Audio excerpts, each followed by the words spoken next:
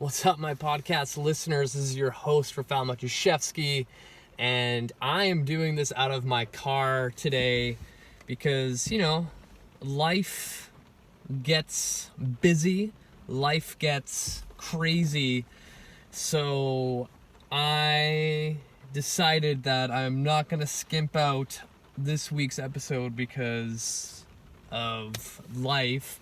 So I am doing it out of my car, and hopefully my tripod doesn't fall, so I apologize for that if it happens, because I'm kind of propping it up on the dash of my car. But anyway, I'm super excited today because I have a great topic.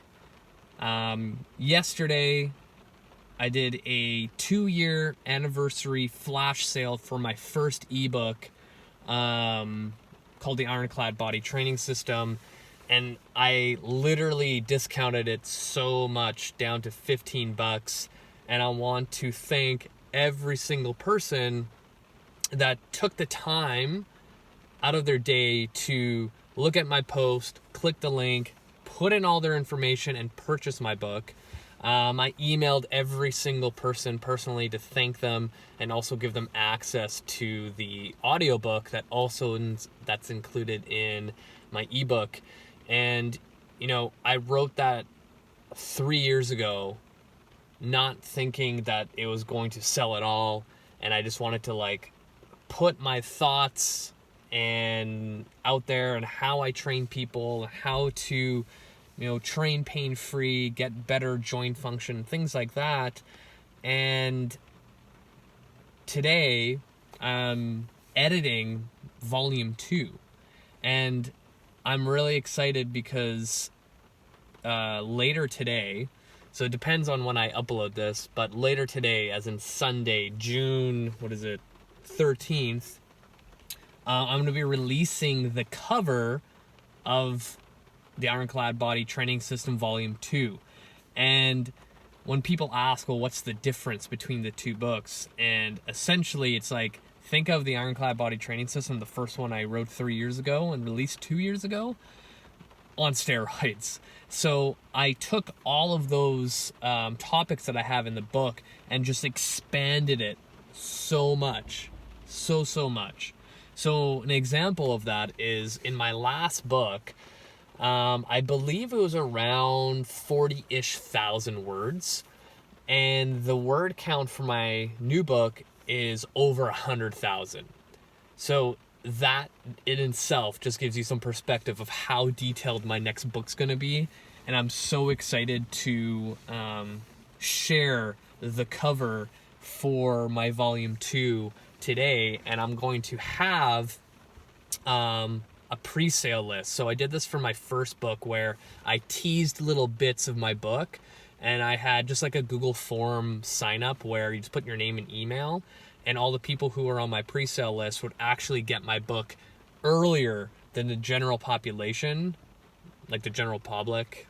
I don't know why I say population, but and a discount on it. So keep an eye out for that. I'm super excited to share it. And this book, I am so proud of how much time and effort I put into it, and I really hope it's going to help so many people out there. And I am working on it to also have it in a print version, because my first book was just an ebook, and I am going to play around with how to edit my book so it's more print friendly, because if you purchased my first book, there's a lot of videos, tutorials, and stuff like that. Or as a print, I can't really do that, but I can try to create still images. So stay tuned for that. I'm super excited to get that going, and I'm hoping to release my next ebook. I think realistically, I'm going to do it early to late fall. Because also, the book has a program that I want people to follow, and depending on where you are in the world, COVID may be getting better for you, or it's still really shitty, gyms are not open, and you're kind of left at home to work out, and you have a set of 20s for dumbbells, and that's it. So I want to release this during a time where people have full access to the gym. They don't have that social anxiety to get back into, the world without feeling like they're going to get COVID or the whole world's going to explode or whatever it is. So I'm going to delay the original release date of the summer because not everywhere in the world is kind of getting back to normal. So keep an eye out from the post today, the pre-sale, and continuing posts throughout this year to get my new ebook. So without further ado, we're going to get into the topic today. So the topic I want to talk about today is Olympic weightlifting for the general population. I'm going to try not to be a little bitch about this, but why? Why? So when I see people, general population, doing Olympic weightlifting, I want to pour battery acid on my eyes. And here's why. There's nothing wrong with Olympic weightlifting. Not at all. But it requires not only a specific skill set, but also a very specific amount of prerequisites, range of motion in certain joints, body type, and the general population don't have it. So, I've been doing assessments, like thorough assessments, for a very long time. And most recently, I got my functional range assessment certification already a month ago. And, a lot of the stuff I already knew when it came to assessing the human body, but understanding the, context behind it, how it relates to movement, and how it relates to exercise, makes it a little bit more eye-opening in the sense of there's a lot of people out there that should not be doing what they're doing. So an example, I have an individual in front of me where I take him through the FRA or any other kind of assessment, and I'm like, okay, well, let's look at your shoulders. They have, very limited shoulder external rotation, and then actively it's even worse. And then you check like shoulder flexion, they're limited. Shoulder abduction, they're limited. Shoulder extension, they're limited. And actively, it's even worse. So then, I ask the individual, show me what you can do with your shoulder. And sure, let's do a shoulder car because I'm a huge fan of shoulder cars. And they do the shoulder car, and they physically feel the limitation of how their shoulder moves and feels. And then I go ask them, okay, out of 100%, and 100% is like your shoulder is so perfect that when you do the shoulder car, it feels fluid, like smooth, and you could like do contortionist stuff with your shoulder without any kind of compensation. Out of 100%, how do you feel with your shoulder just performing that?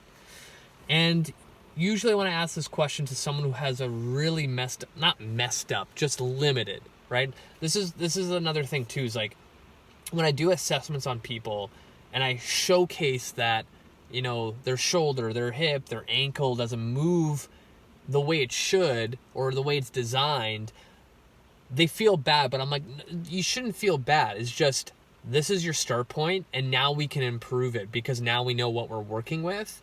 But when they feel that limitation, they realize, oh shit, maybe this has a negative effect on what I'm doing in the gym.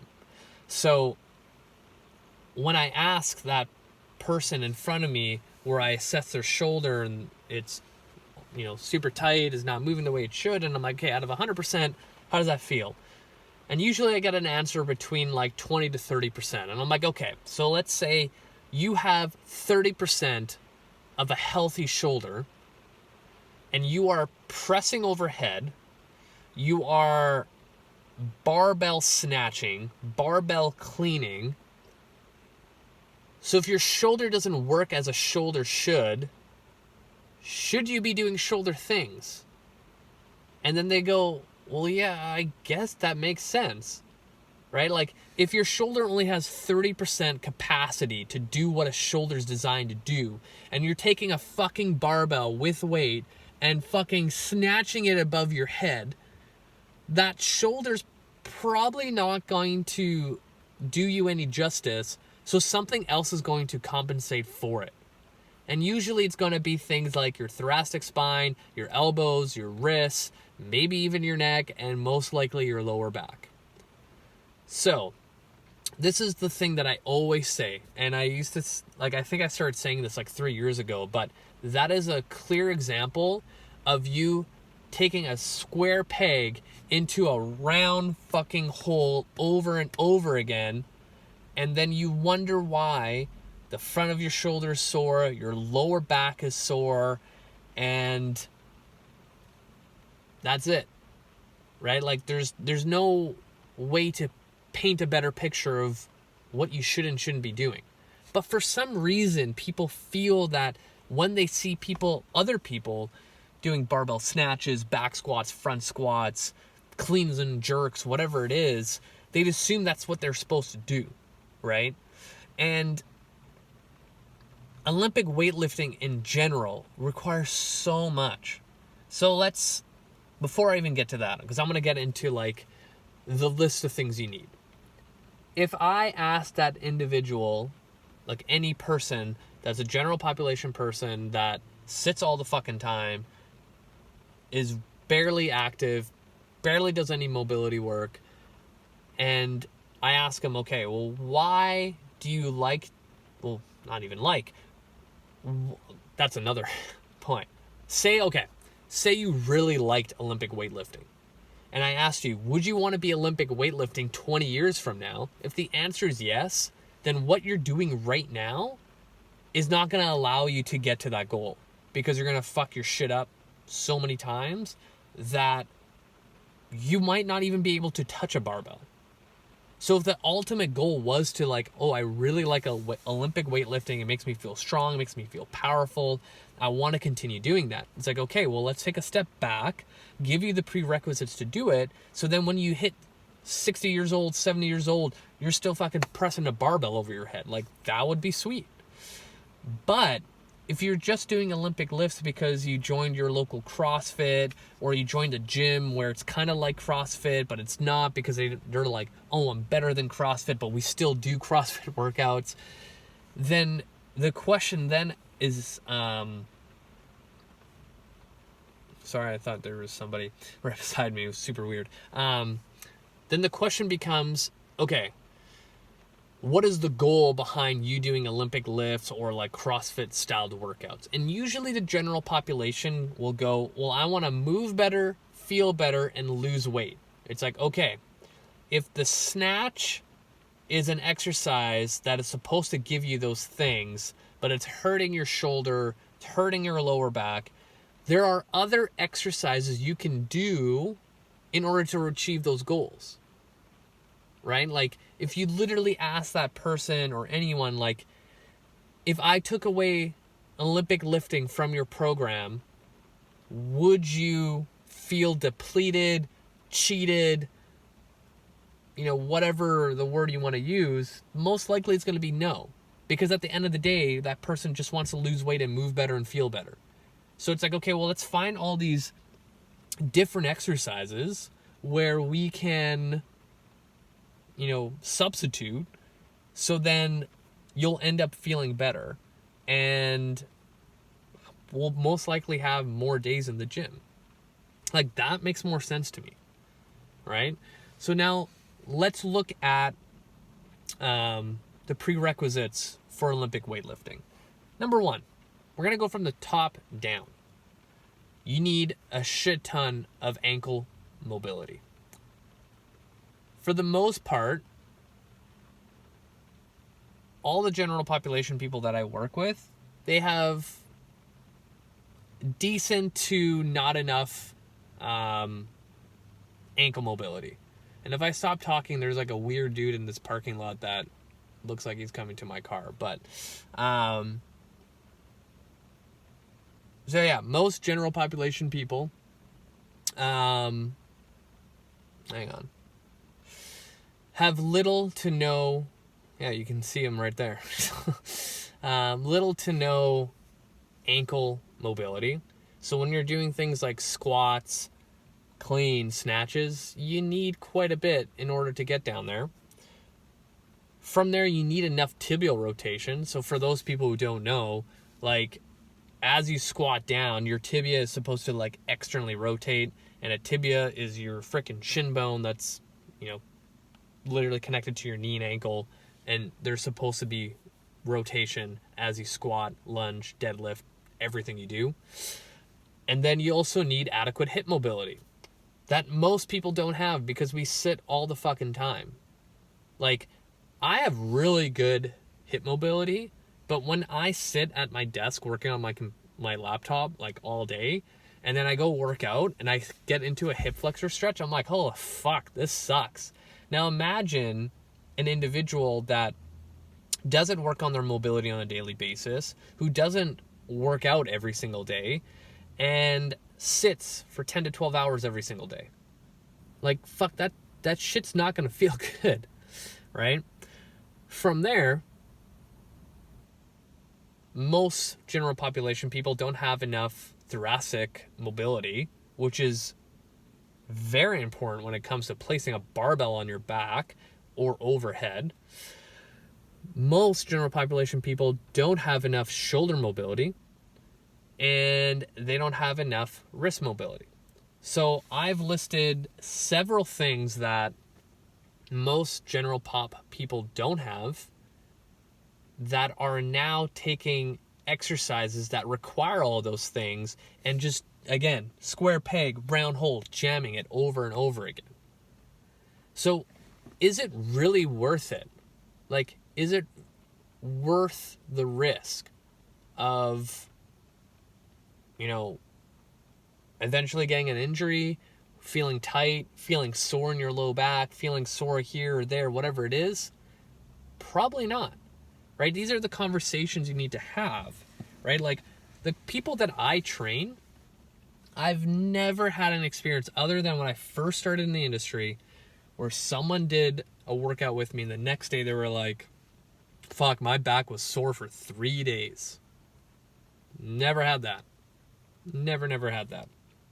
I have that a couple times with the really broken people I've been getting lately, because now people think I'm like this rehab mobility person. So I kind of took on that role, and I've been seeing really broken people, but they have like a list of histories of stuff, and we're not placing barbells on their back or anything like that. It's like, let's see you move your hip doing like supine internal and external rotation, and then doing some like FRC cat-cows, and like just getting them moving like that. They're like, oh fuck, my low back was sore, right? Like really broken people, right? Like that's the only time. But general population where they're just stiff and yeah, my shoulder's kind of sore, like I've never had that experience other than when I first started in the industry and I had no idea what the fuck I was doing, right? So at the end of the day, why choose exercises that you have no business doing in order to achieve your goals? Like, that's silly to me, you know? Like, that's like me wanting to start mountain biking. And I get my bike and I decide to go down like a black diamond mountain course for my first run. Like, I could probably do it. I'll do it very shitty. I'll probably fall over all the fucking time before I get down there, compared to going on the easiest hill on that mountain for beginners and build, you know, my tolerance to downhill mountain biking. Like, that sounds like a better idea.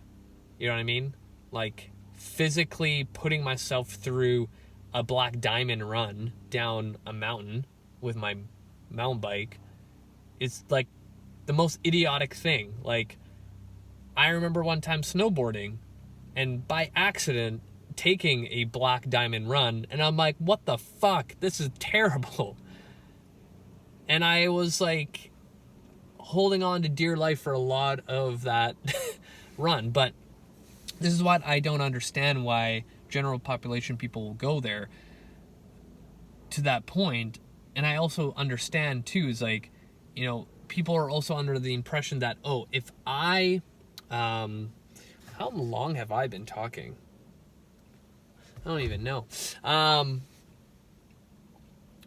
They're under impression of like, exercise has to be almost like a punishment.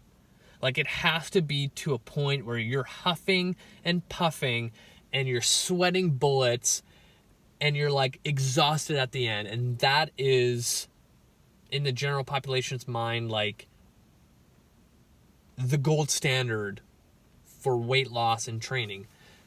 But it's not.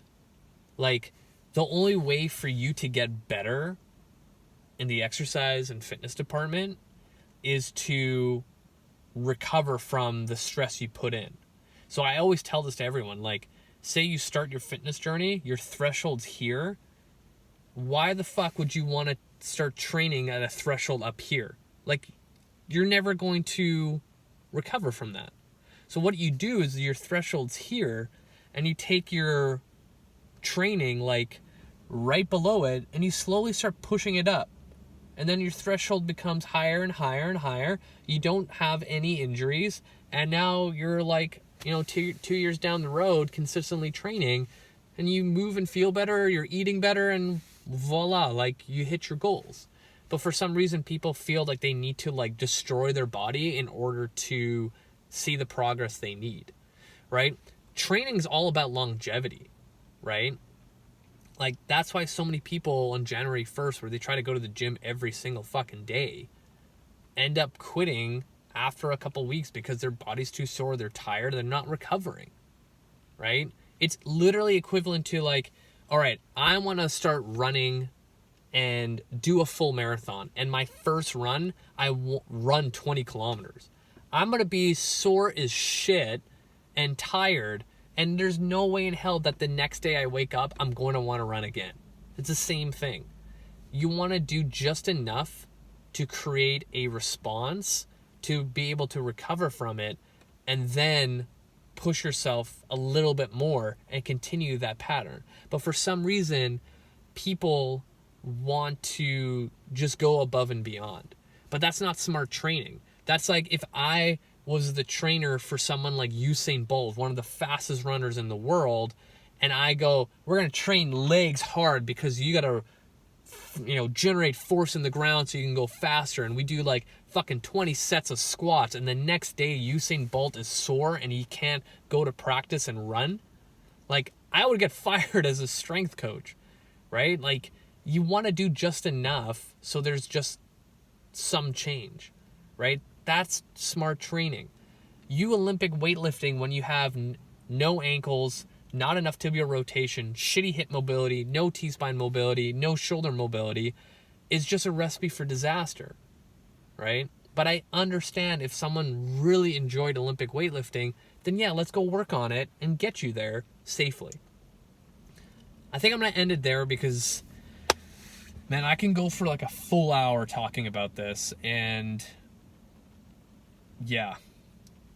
Long story short, really like audit what you're doing for training right now and ask yourself, is it actually serving me, or is it, you know, delaying me from seeing true success, right?